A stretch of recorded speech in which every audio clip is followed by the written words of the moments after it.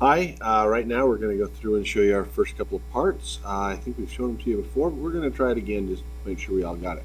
We're going to do two simple extrusions and a simple revolution. This will be one of our first assignments we do in our mechanical CAD class.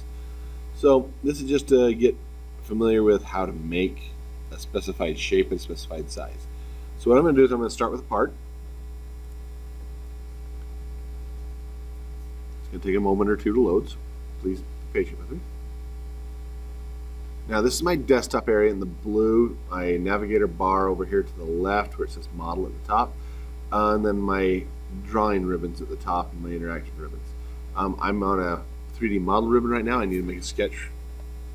So I go sketch, I have to select my plane. So I'm going to select this plane right here. Now our first goal is to create a 1 inch by 1 inch by 1 inch cube. To do that, I'm simply going to push my mouse wheel down, drag my cursor so my origin goes down here into partially into my lower left corner. I'm going to make a rectangle. Don't care what size it is or even what the dimensions are right now because I'm going to assign those. I'm going to simply use my dimension tool, click on one of the lines, pull it out, tell it to be exactly 1 inch, and enter. Do the same thing for the bottom edge or the top edge, doesn't matter which one. They are constrained or tied together, so they have to be the same. Now once I've got that, I can go finish sketch. And then I'm just going to do a zoom all real quick so you can see the whole cube and do an extrude. Now, it automatically changes from the sketch menu ribbon to the 3D model ribbon. Now, when I picked it as the only shape available, the only shape I'd made in a sketch, so it automatically found it, and it defaults to whatever our last one was. If you haven't made anything yet, it defaults to 1 inch. So there's my 1 inch cube. I just have to select the OK button here, and there it is. So, next part, same process. This time I'm going to make a 1 inch prism. Triangular. So I'm going to go start sketch, pick a plane, pan it down, and I simply take a line and go like this, over, back up, and then back down. Now, I don't know if these are at 90 degrees to each other except for that little icon right there. If that wasn't there, I could use my constraint tools right here to make that exactly 90 degrees. Okay, once I've got that, I'm going to put a dimension on here of 1 inch and a dimension on the bottom of 1 inch. And that's it.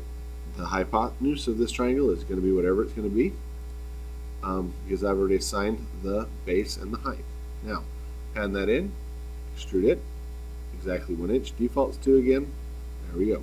One more time, I'm going to do it with a cylinder. Now, cylinders, okay, are simply a circle or that's got a distance. So I'm going to go start a sketch.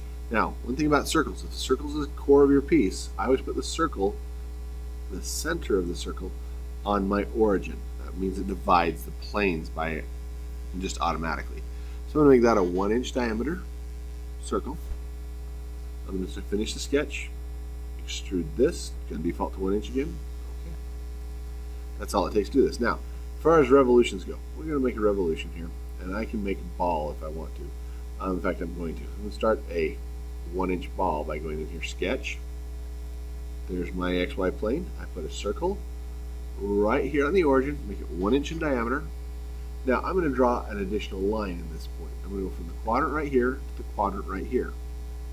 Right click, hit the OK button. Then I'm going to use the trim function right here to trim off the part I don't want. Now, so I've now got a center line and a profile. I can tell this thing to finish the sketch. And if this was a center line, it'd automatically find it. But because it's not going to. So there's the only shape I've got.